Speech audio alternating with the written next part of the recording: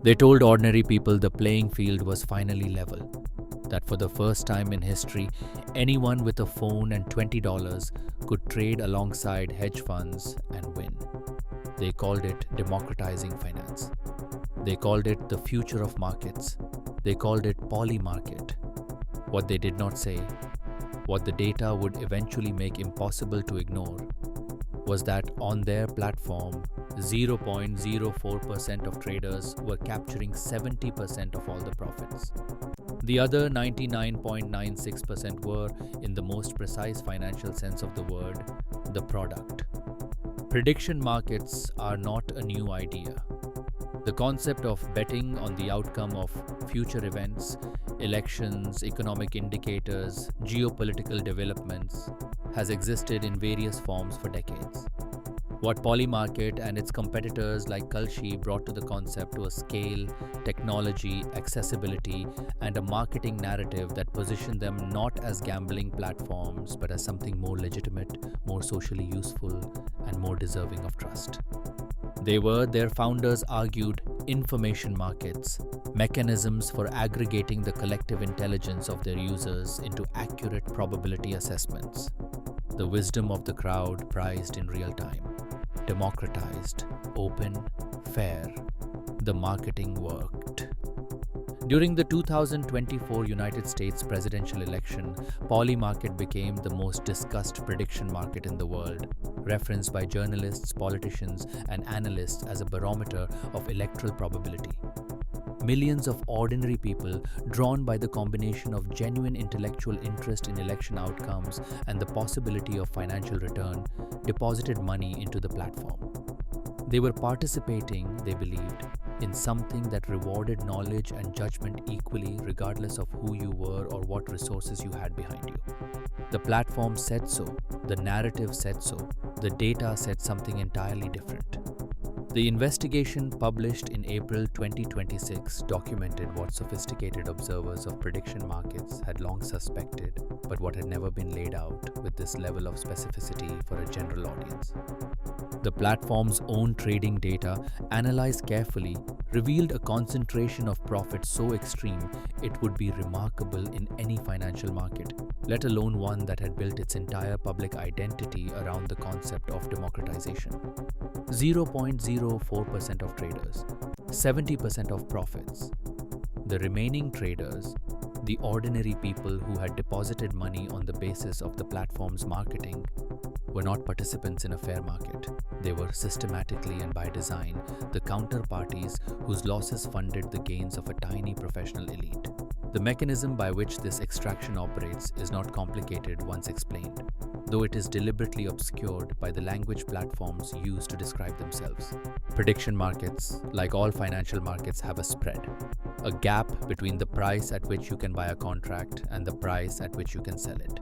In a market where a small number of sophisticated participants, professional trading firms, algorithmic traders, individuals with access to superior information and superior technology, operate alongside large numbers of retail users who are less informed and less equipped. The spread becomes a mechanism for the systematic transfer of wealth from the uninformed to the informed. The professional traders do not need to be right about outcomes more often than ordinary users. They need only to be better at pricing probabilities. Over thousands of trades, this edge compounds into exactly the concentration of profit the data revealed. What made Polymarket's situation particularly striking was the gap between this structural reality and its public communications. The platform did not present itself as a venue where professional traders would systematically outperform retail participants. It presented itself as a level playing field where collective intelligence determined outcomes. This framing was the basis on which ordinary people made the decision to deposit real money. The question of whether that gap between presentation and reality constitutes fraud in any legal sense is one that regulators in multiple jurisdictions were actively examining at the time of publication. The platform operated in a regulatory gray zone its founders had cultivated carefully. Not registered as a securities exchange, not regulated as a gambling operation, operating under a framework that gave it maximum flexibility and minimum accountability. The response from Polymarket to the investigation's findings was notable for what it did not address. The platform disputed elements of the framing and characterized the investigation as politically motivated.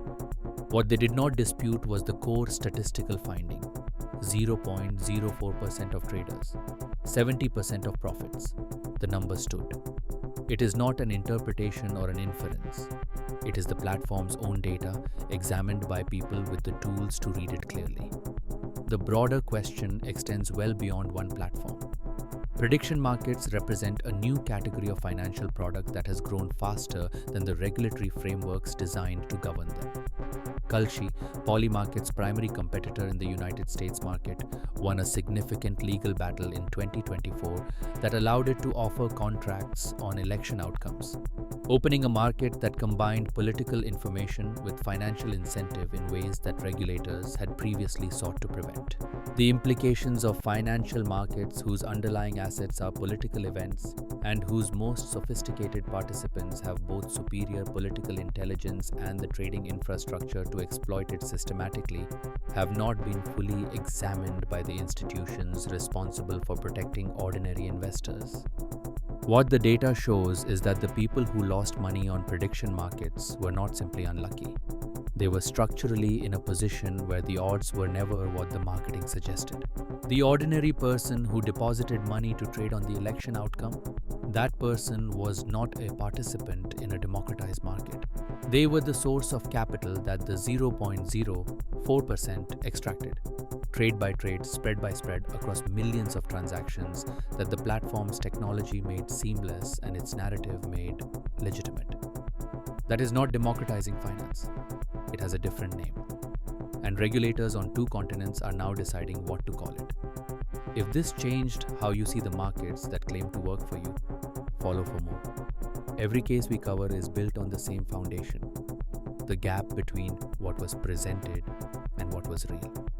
The stories that make you question who the system was actually built for. Follow now and never miss one.